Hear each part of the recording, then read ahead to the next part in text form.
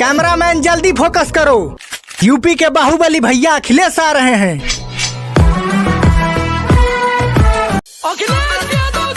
अरे बेरोजगारी और महंगाई के जड़ से मिटावे के पड़ी। अब भैया बुलडोजर से केहू के विकास थोड़े न भइल बा। न्याय खातिर तो सीएम भैया अखिलेश के बनावे के पड़ी।